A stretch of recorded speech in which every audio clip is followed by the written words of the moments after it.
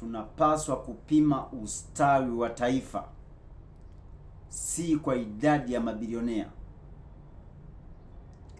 bali kwa huduma bora za afya, kwa huduma bora za elimu,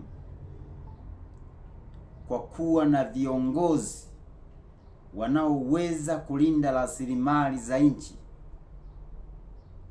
na kuzitumia vizuri kwa maslahi ya nchi.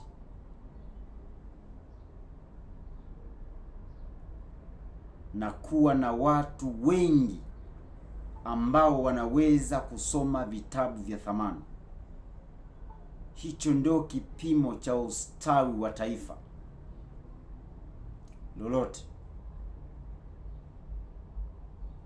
Tunapaswa kupima ustawi wa taifa sio kwa idadi ya mabilionea, sio kwa idadi ya matajiri, bali kwa huduma bora za afya na kwa huduma bora za elimu, na kwa kuwa na viongozi bora wanaoweza kusimamia na kuzilinda rasilimali za nchi kwa matumizi bora ya nchi,